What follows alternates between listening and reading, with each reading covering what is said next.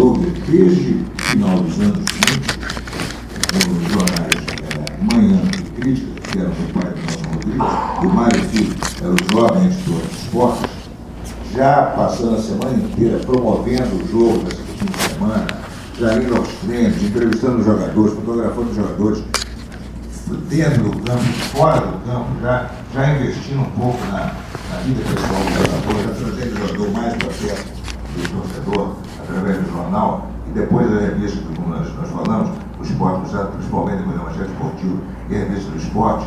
Ou seja, já havia uma exposição do lado humano desses jogadores de tal maneira, isso vem sendo, e agora com a televisão, com tudo, quer dizer, eu não sei se o Brasil precisava dos sindicatos do futebol, porque nós já sempre fomos alimentados o tempo inteiro com esse lado humano, né, que na verdade não deixava de ser meio fictício, né, da imprensa, né? Quando você vê, por exemplo, o que aconteceu com o Garrincha, né? E o Garrincha foi uma vítima de várias coisas, não só do alcoolismo, como também foi uma vítima da proteção que a imprensa fez em relação a ele. Porque os jornalistas, todos os repórteres do futebol, sabiam muito bem qual era a realidade do Garrincha. E a imprensa da época não tinha essa tradição de denúncia, de expor as coisas com tanto realismo. Então o Garrincha foi protegido, né, pela imprensa, quer dizer, a imprensa serviu de facilitadora, né, da trajetória do Garrincha em direção ao abismo. Né? Os jornalistas cansaram de beber com o Garrincha, cansaram de ver o Garrincha, né, desmaiado na rua, cansaram de saber que quando o Garrincha desaparecia do Botafogo por 3, 4 dias, ele estava bebendo em um outro lugar, ele estava em condições de praticar, os jornalistas sabiam disso, ninguém falava nada. Como com outros jogadores também. Então, quer dizer, a imprensa criou esse mito, né, do Garrincha querer ter um filho homem, né? Ele tinha uma filha, mulher a cada ano, chegou a ter 8 seguidas, e a imprensa com essa história toda, sendo que o pessoal que acompanhou o Botafogo na Suécia, na excursão à Suécia, em 59, sabia que o Garrincha tinha tido um filho por lá e era um filho homem. Isso já se sabia também no começo dos anos 60. Ou seja, a imprensa, então, acho que cumpriu um certo papel de ficcionalizar e romantizar, né, idealizar os jogadores, mas, de qualquer maneira, quer dizer,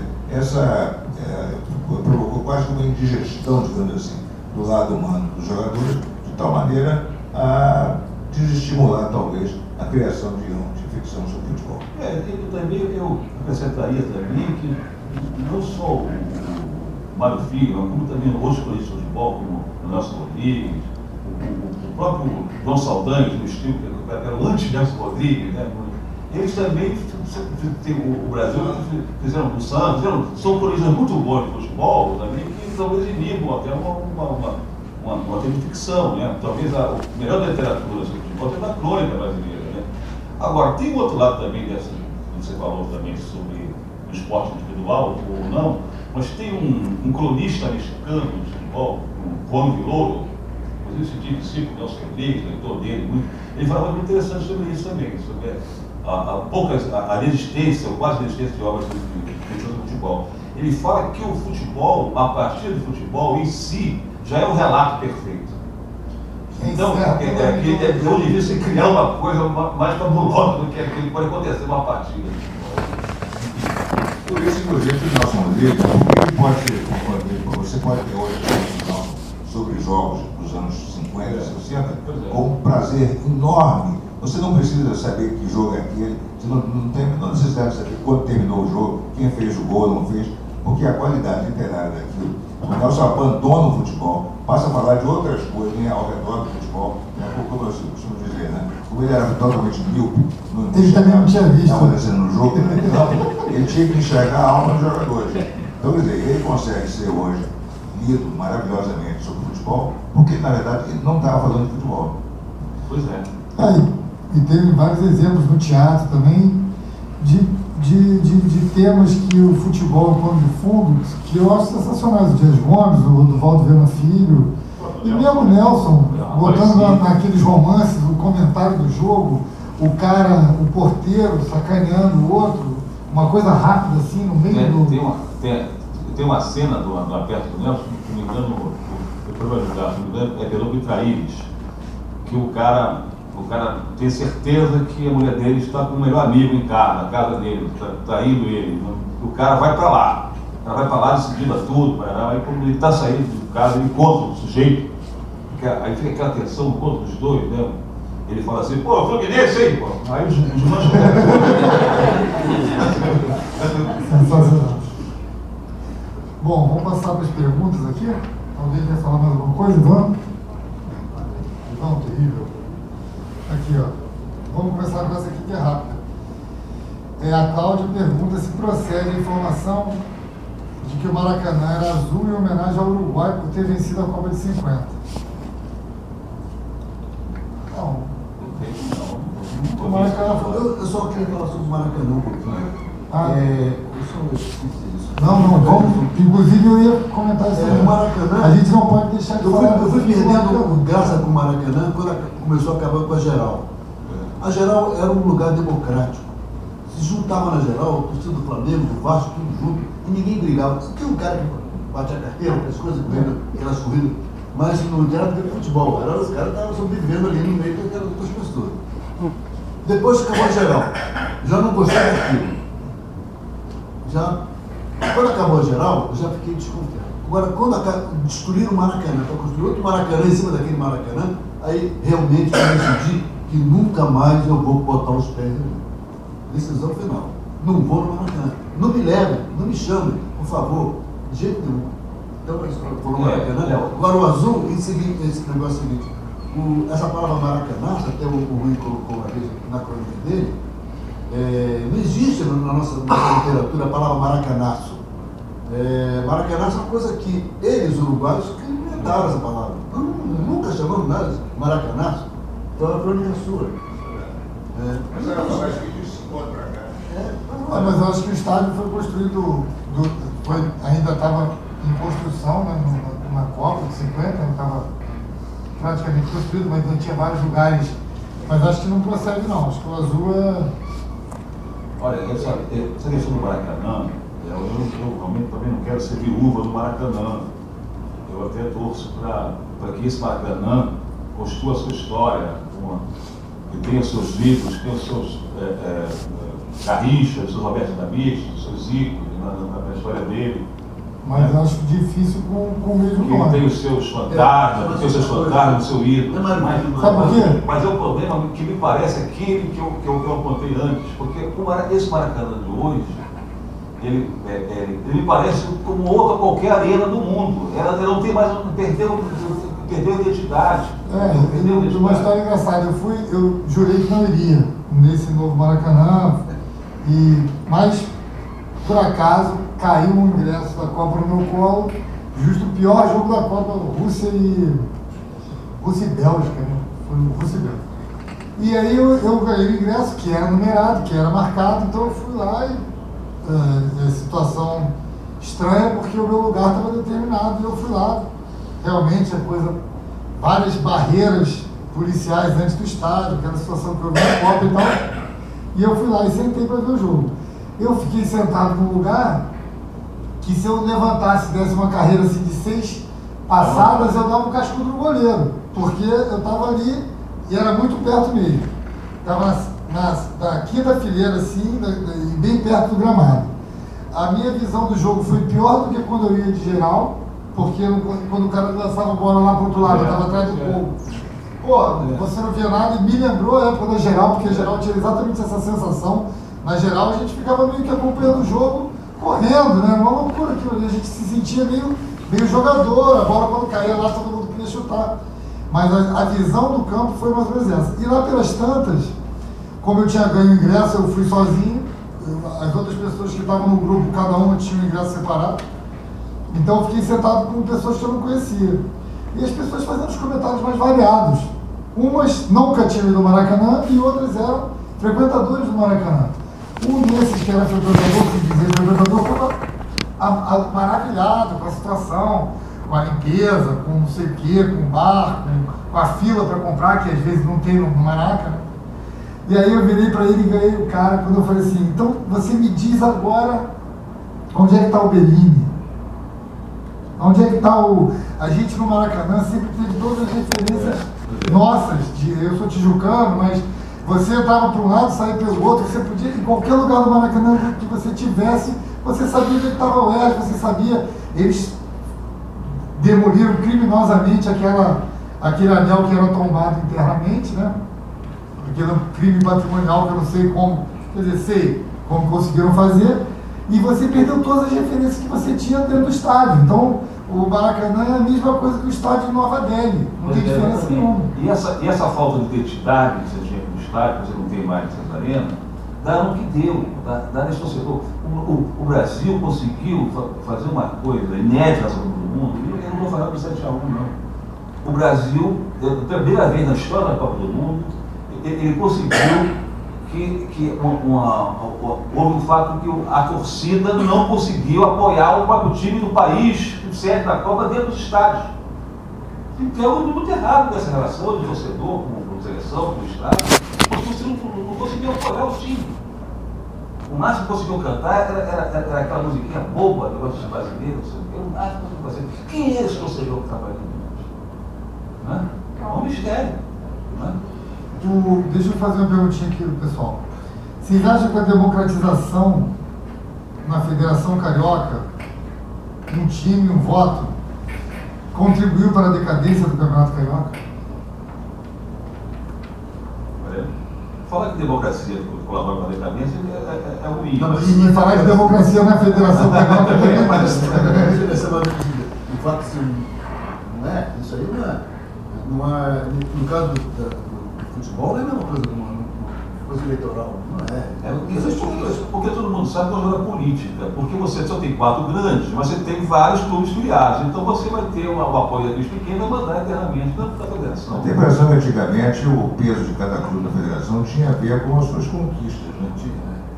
Você tinha um peso específico, né, relativo à sua presença de vitórias do campeonato. Então, o Canto do Rio, né, com toda a simpatia, não podia ter o mesmo número de votos do Flamengo. É um casuísmo para facilitar o poder das mesmas pessoas. Isso custou por caixa d'água. Exatamente. E sempre manipulado. O Marechal perguntou por que os 4 clubes não se reuniram para fazer um concurso no Maracanã. Porque existem relações ali que algumas pessoas não vão nunca permitir que... Dentro dos próprios clubes? O Eurico, por exemplo, não vai fazer nada com o Flamengo, porque tem uma relação atávica ali que ninguém sabe. Mas isso para mim é mais do que a torcida, isso é burrice, né? Não. Essas coisas permeiam essas diretorias, né? Vou fazer uma pergunta aqui do meu querido Wi-Fi, do nosso Carlos Alexandre. Ele pergunta se, dentre os diversos fatores que fizeram com que o nível do futebol carioca chegasse ao baixíssimo nível da atualidade, se vocês acham que se isso tem a ver com a decadência dos times pequenos e o fim dos campos de várzea, campos antigos de 11 contra 11, porque hoje em dia só tem campo society, grama sintética e tal. Então a pergunta é se a decadência do futebol carioca tem a ver com a decadência dos times pequenos e também com a extinção desses campos de várzea. Sobre várzea, eu não sou muito, não sei, outros jogadores saíram da várzea para os grandes clubes, não tenho É uma tradição mais forte em São Paulo, né? Agora, com o enfraquecimento dos pequenos, é lógico, né? Só você dizer mais próximo para cá, não vou nem voltar aos craques, milhares de craques saíram, 1000 craques saíram dos times pequenos para os grandes. Mas só você lembrar que o Ronaldo começou seu pistola, né? Então você tem uma ideia do que pode surgir desse tipo. Eu vou dar um panorama de como era o futebol do Rio nos anos 50 e uma pequena parte dos anos 60. O Campeonato Carioca era disputado nos seguintes clubes: Flamengo, Fluminense, Vasco, Botafogo, evidentemente, Bangu e América. Depois você tinha Olaria, Madureira, São Cristóvão, Bom Sucesso, Português do Governador e convidado especial, Canto do Rio, que depois de uma fusão com o Estado da Guanabara, teve que sair, entrou o Campo Grande no lugar dele.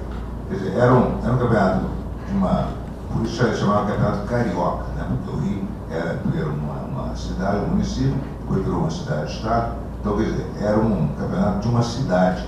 Então você tinha 12 clubes profissionais disputando um campeonato numa cidade que tinha metade da população de hoje, né? E é claro que esses clubes eram fracos, né? Nenhum deles chegava a disputar um campeonato, quase impossível isso. A cada ano um deles se reforçava um pouquinho mais e dava alguns sustos nos grandes, né? Mas chegava no máximo em quinto lugar, disputava ali com o Bangu, com o América, e lamento com o Botafogo de vez em quando. Mas eu tinha modesto. Pois é. Então era impressionante você ter 12 plantéis, né, profissionais numa mesma cidade, sem falar nos aspirantes, que também eram profissionais.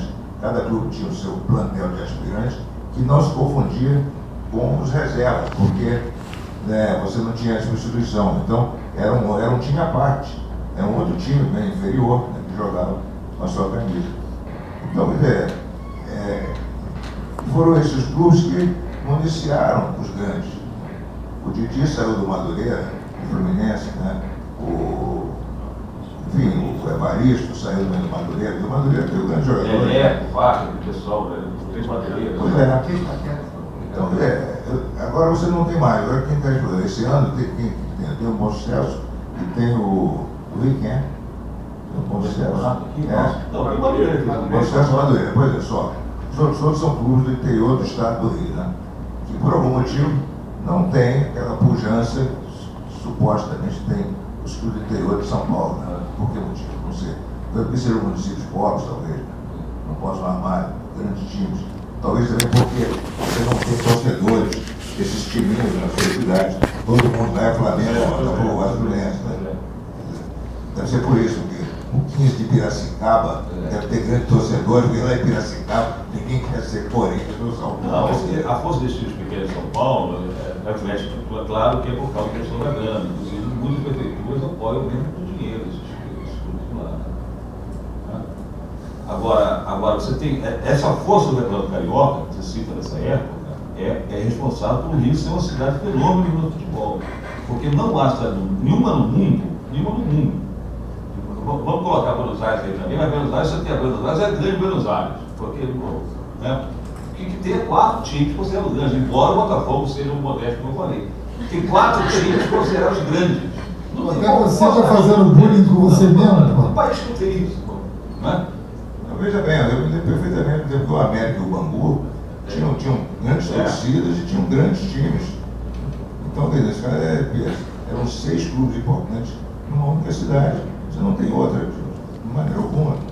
Mesmo São Paulo, você tem o Santos que não é da capital. Não é da capital, pois é. Você tem uma cidade como Recife, é fortíssima, tem 3. Que chega a ganhar em Belo Horizonte e Porto Alegre. E a Rebouça tem 2. Mas a portuguesa está pior do que o nosso Botafogo. A falecida portuguesa, quer dizer. Portuguesa vai Você vai chegar com o português ou vai português?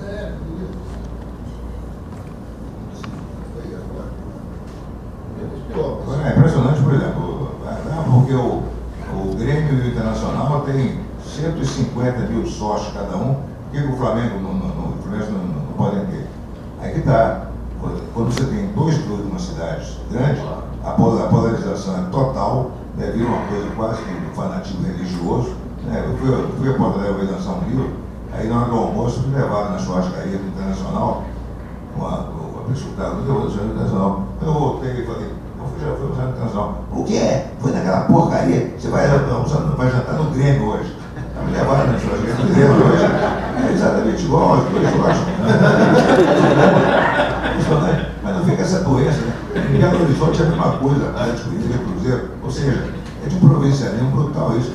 Só cabe 2 clubes, né? Só cabe 2 religiões, 2 facções. Isso é terrível.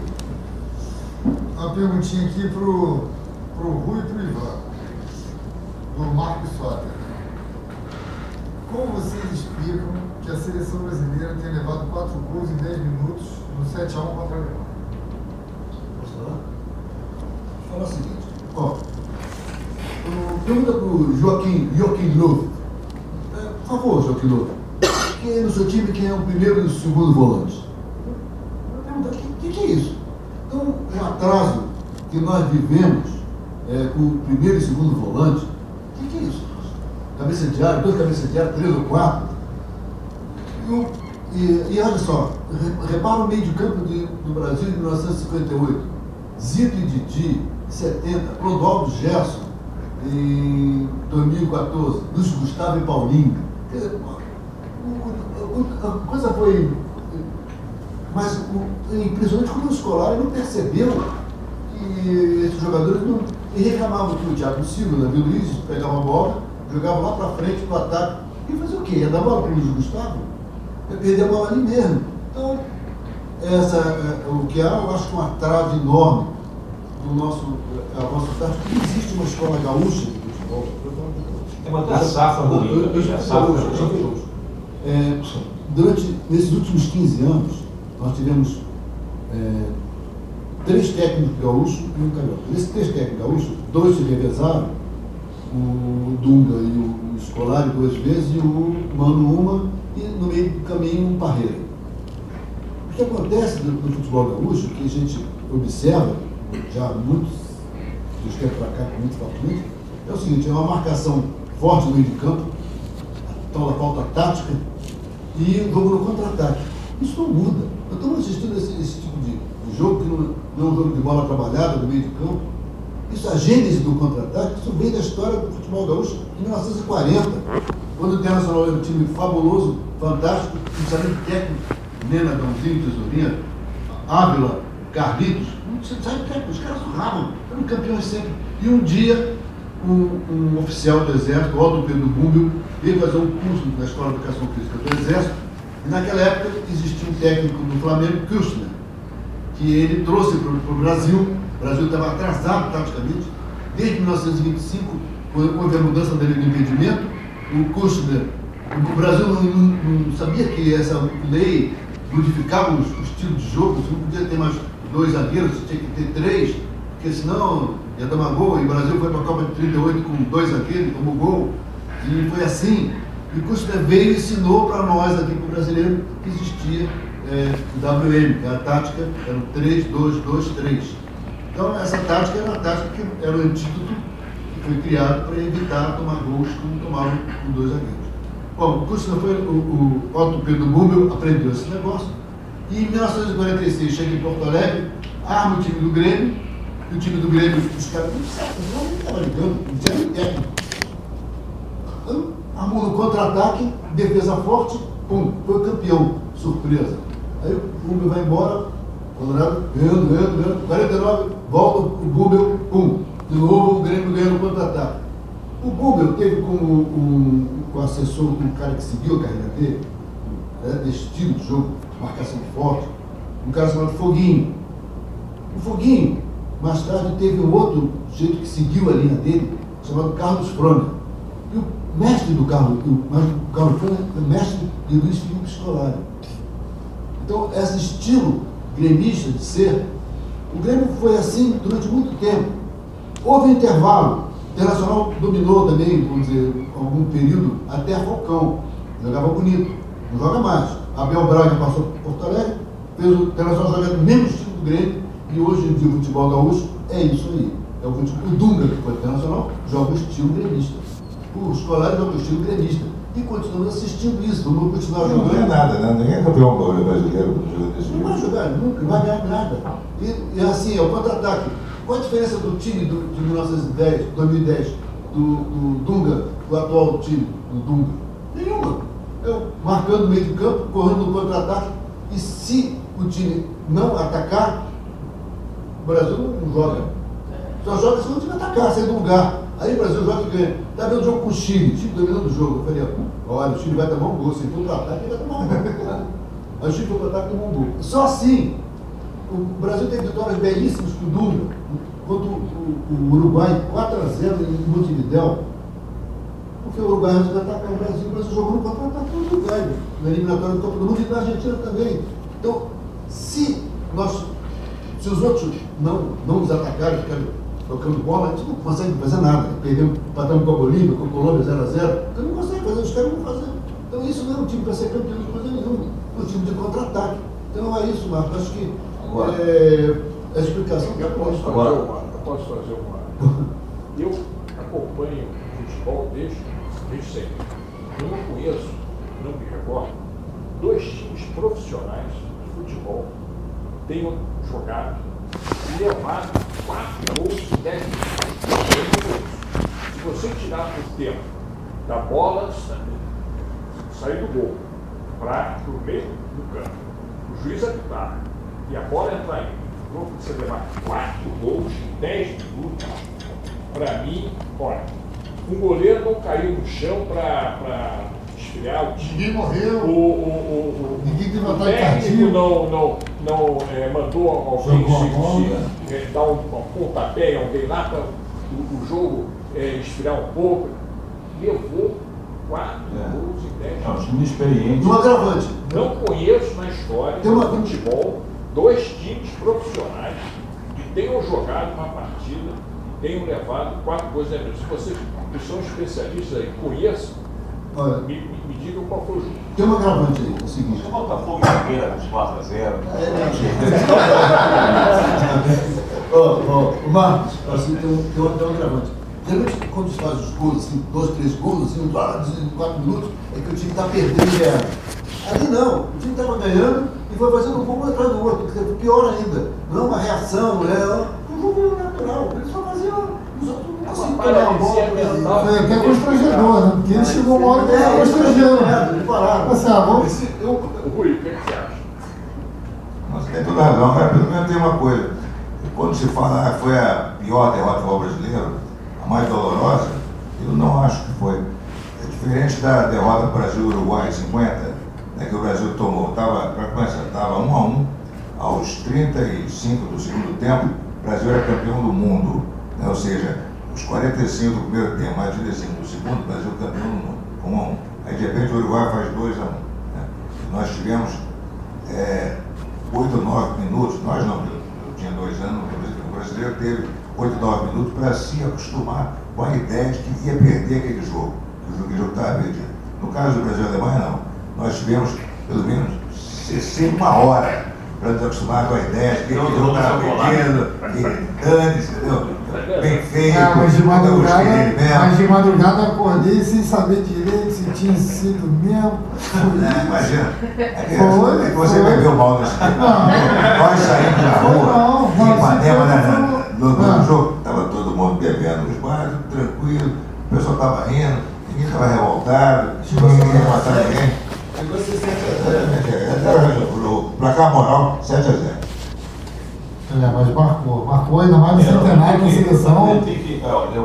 Eu concordo com esse atraso de tática, concordo com a experiência do time, pela experiência, tem que ser lembrado. Agora, eu também volto a dizer que ultimamente o Brasil, não sei o que aconteceu, o Brasil vive as piores fases de safra de bons jogadores. O Brasil realmente tem sofrido com isso.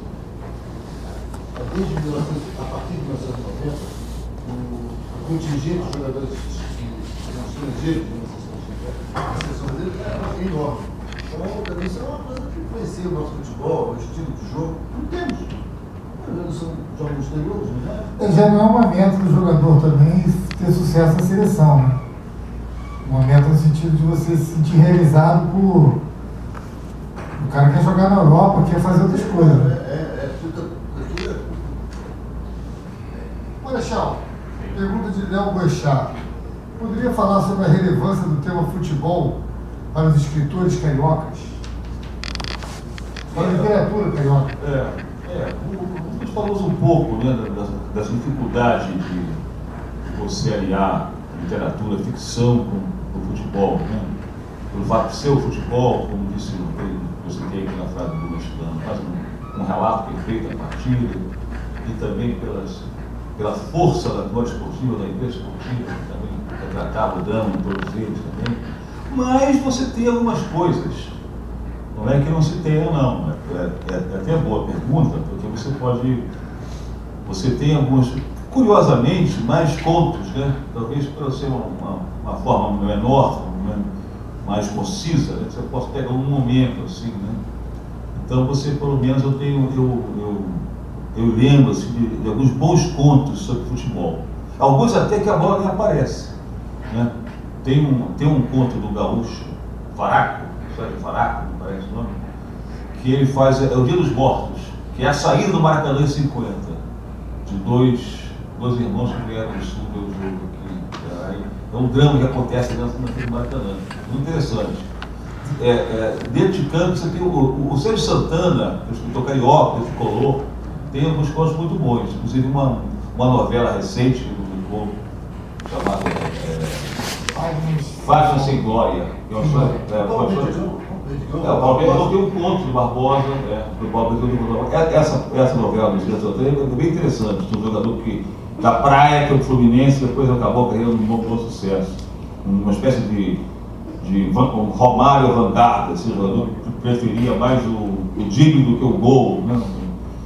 E tem também alguns pontos bons. Um ponto que é o goleiro que fica revendo o lance que ele levou o frango no videotape, que é uma tortura depois. E um outro que é um técnico. Na boca do túnel. Esse é um técnico na boca do túnel, que é um técnico pequeno, no desespero dele, diante de ver o time dele pequeno ser goleado no Maracanã por um grande. Agora, você vê como é que ele faz. Nesse caso das 2 coisas, é o goleiro vendo o lance e o técnico na beira do campo. Quer dizer, são 2 pessoas que ele individualizou para tratar o tema. Você tem também um curso do Rui Fonseca, junho de 1970, me parece, que é um cara que leva um jogador aspirante ao treino da seleção brasileira, 70, um pouco antes da Copa. E ele fica dizendo para ele, o treinador, e diz: olha lá, olha como o Gerson, o Costa, cristalino, sem cuspir igual o Gerson. Ele tem alguns pontos, sim, que dão bons, que é verdade. Uma pequena provocação aqui, uma grande provocação. Eu vou começar com o Marechal, que nesse caso é uma opinião totalmente comprometida, já que o Rui e o Ivan vão ter opiniões idôneas sobre essa questão. A pergunta é, Pedro Ivo, quem é o legítimo campeão do Brasil do ano de 1987? Olha, eu Estava vivo, você viu? Assistiu o campeonato? Eu só vou dizer o seguinte, eu tenho muita simpatia pelo pessoal do Nordeste, do Recife, do Leão do Norte, Pernambuco. Eu tenho muita simpatia para aquele pessoal. Acho que é um pessoal de boa raça, boa fibra. Bom, isso que você quer dizer? Me fez torcer para o esporte, você torcer para Santa Cruz. Não, eu sou de Santa Cruz, gosto muito desse partido do Santa Cruz, o esporte eu mesmo. Agora, eu acho que estava lá, isso é uma besteirada. Todo mundo sabe que o Flamengo, se não é o legítimo campeão, de fato, de lei, é um fato, porque era disputado ali a primeira divisão, e depois tinha que ter o jogo que eles lutaram. Eu acho que o Flamengo. Constrangedor é ver hoje o presidente de São Paulo, que na época era o presidente do Clube dos 13, que na época foi o primeiro a dizer tudo que se disse, né? E agora, com essa patética questão da Taça das Bolinhas, não sei se todo mundo sabe da história, mas o Campeonato Brasileiro, como a Taça Júlio Gimet é de posse do Brasil, seria, se ele tivesse, o Campeonato Brasileiro também tinha uma taça que o clube brasileiro que ganhasse 3 vezes seguidas ou 5 alternadas seria o detentor dela para sempre. E essa Taça das Bolinhas, quando o Flamengo ganhou o Campeonato de 92, seria o 5º título do Flamengo, alternado, e essa taça seria então do Flamengo. Como havia esse imbróglio sobre o Campeonato de 87, a taça não foi cedida ao Flamengo, mas, surpreendentemente, se o Flamengo não era o campeão, ela deixou de ser disputada. Criou-se outra taça que foi disputada a partir de 92, porque havia uma situação, mas só o simples fato dessa taça ter sido afastada e criado outra, já diz que é o verdadeiro detentor dela. Embora essa questão da Taça das Bolinhas seja uma bobagem, e criou-se esse imbróglio que é justamente uma queda de braço. Taça das Bolinhas? Fato é que a partir de 92 ela foi substituída por outra. E quando o São Paulo ganhou o 5º campeonato alternado 20 anos depois, voltou essa história e o São Paulo surpreendentemente achou muito importante ter essa taça, e aí tem essa questão toda. Infelizmente o esporte foi um regulamento maluco que inclusive todos os clubes não aceitariam essa imposição. Vocês acabaram assinando aquele regulamento. que não assinando. Antes, Não é. Para poder começar o campeonato, resolvesse em todos os clubes, né? Mas isso aí já foi extremamente falado, que ali mesmo eles disseram que não iam fazer esse cruzamento com a segunda divisão, teoricamente. Eu acho absurdo também, mas... O Inter, que foi o outro que foi a final do Flamengo, também se recusou a jogar. Os representantes da Libertadores do ano seguinte foram os Sport Guarani, que foram considerados naquele momento. Havia também uma queda de braço grande, obviamente, da CBF para o Clube dos 13. Né? Qualquer clube que fosse campeão naquele ano não disputaria esse cruzamento nenhum. Eles tinham combinado isso já, inclusive com a concordância do Vasco, que teria sido o que teria causado confusão, teria sido a participação do Eurico numa reunião em que ele teria feito essa concessão para garantir o campeonato, mas ele mesmo, em declarações da época, saindo da reunião, disse que não, que haveria vários grupos de cores diferentes e que o campeão daquele grupo seria o campeão brasileiro. Tem que sumir isso. Isso é uma confusão de cartolas. Inclusive, o Eurico teria declarado na saída da reunião exatamente isso. O campeão brasileiro é o campeão daquele módulo. Eles vão fazer um quadrangular para decidir quem vai jogar Libertadores. Que isso que teria sido a concessão que eles teriam feito. É confusão de gabinete, paredes, cartolas, essa gente toda, mas todo mundo sabe que não acho que não há dúvida disso, não. No coração, até do último torcedor do esporte, que o legítimo campeão é o Flamengo. O esporte é campeão, por exemplo, pelo fax, né? Pelo fato. E o esporte pelo fax. Você pelo fax, não é campeão. Tem mais uma perguntinha aqui para terminar? Alguém tem mais alguma? Não sei. O Salviano pede para que vocês façam uma seleção de jogadores símbolos do futebol do Rio de todos os tempos.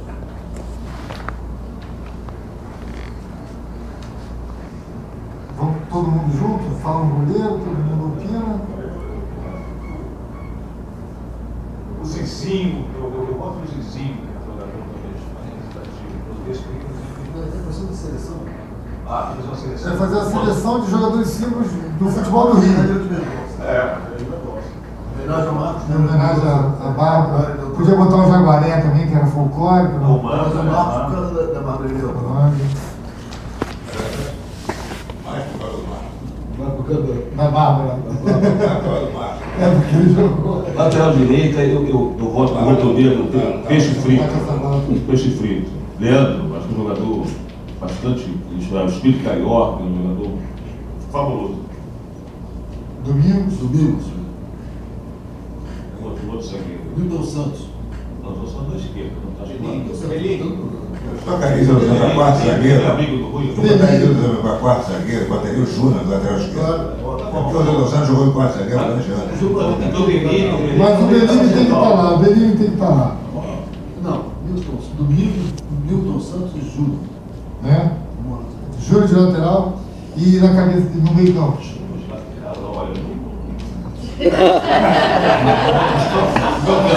Nós vamos assinar essa seleção aí, Marechal, vai ter que... Jordão. Pronto. Meio campo? Não, lateral. Lateral esquerdo. O meio campo é o Gerson? Não. Didi, Gerson, né? Não, mas o Didi ia botar na frente. Né? De Gerson. Pô, só tem flamenguista, botafoguense, tá certo? Ademir lá na frente. Precisa do Danilo Alvim. Não, mas aí, pô, de botar o Vasco. Esses estão sempre cruéis. Quem vai sair próprio? O ataque podia ser Garrincha, Didi, Leônidas, Zico e Ademir. Garrincha, Didi, Leônidas, Zico e Ademir. Ademir já jogou na ponta esquerda. Tá bom. Também ficou, vamos aí. Anotou aí? Fitinha Roxa no gol. Leandro, Domingos, Milton Santos e Júnior. Aí tu botou 5 no ataque, né?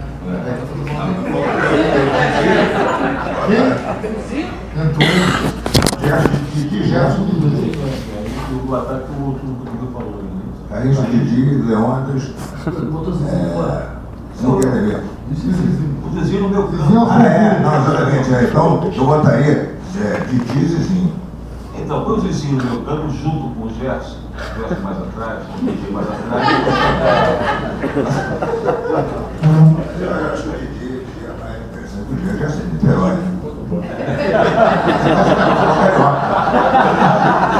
O Gerson disse que nunca mais colocaria os pés na gávea. Hoje em dia ele campo, aí tá você.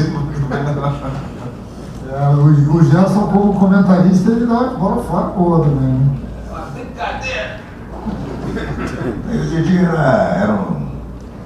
O Didi tinha uma presença no Rio, né? Para começar, o Didi era, no final dos anos 50, ele era um dos poucos jogadores que tinha carro, né? Ele morava na Rua Paissandu, também, que era uma coisa diferente. Ele não morava na Zona Norte, ele morava na Rua Paissandu. Ele era casado com uma mulher, ele era desquitado, casado com uma mulher, Guiomar, uma mulher bonita, etc. E tinha o romance dele, discutia a cidade inteira, né? Depois do dia viajava para a seleção brasileira, a discussão era se o Guiomar iria junto, né? Ou seja, ele era um personagem da cidade. Né? Não, foi o Guiomar que sobrou Batista. Morreu logo em seguida dele. Depois de tempo. Você contou aquela história do risco? É isso que você fala aí, não sei. Disse que no tempo que a Guiomar era rádio-atriz, ela teve um romance com o Ari. Não, o Ari quis ter, né? Queria ter, né? Só o Ari tinha como. E o risco competiu com o Legal por isso, né? Mas o Ari ia conseguir ganhar muita coisa. E que o risco teria se inspirado um pouco nela. Da Guiomar. Mas eu tive o privilégio de entrevistar umas 7 vezes depois da totalmente na carteira dele, é uma maravilha, ele lembrando as coisas e tal, muito. Mas eu não consegui descobrir, nessas vezes todas, qual o time dele de coração mesmo. Porque uma vez eu saí já convencido que era Fluminense, todo mundo saiu pensando que era Botafogo. Ele não escondia isso com uma. Todo mundo sabe que ele era Madureira. A Guiomar, no enterro, mandou tirar a camisa do Fluminense, isso eu sei agora. E para mim, eu não tive essa impressão que ele preferisse um ou outro. A Guiomar não era mulher do Vacir? Não. Eu saiba não. Você sabe que eu tive lá numa dessas vezes? Eu nunca vi a Guiomar. E aí uma vez, eu entrei assim, ela nunca atendia. Sou eu, envelheci, né? Eu falei, não, que isso. Bom, gente, a gente está encerrando aqui, não tem mais perguntas. Alguém quer fazer uma última declaração? Obrigado, só agradecer. Eu também queria agradecer ao CCBB por receber a gente aqui nesse evento. Agradecer ao Rui, ao Ivan, ao Marechal. Uma honra estar com vocês aqui. Eu queria só falar que acho que o Marechal fez uma peroração importante em defesa do futebol carioca, do próprio campeonato carioca. A gente realmente ficar, né, tentar engrossar essa campanha que é preciso acabar com o campeonato, isso e aquilo. A gente está não só cuspindo para cima, como estamos negando uma tradição de 70, 80 anos, que já foi, que na verdade foi a base do patrimônio de todos os nossos clubes. Né?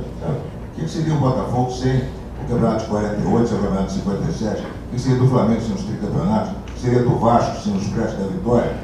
O Fluminense sem a Lei Pelé do Caxias, sem as coisas do Fluminense fez.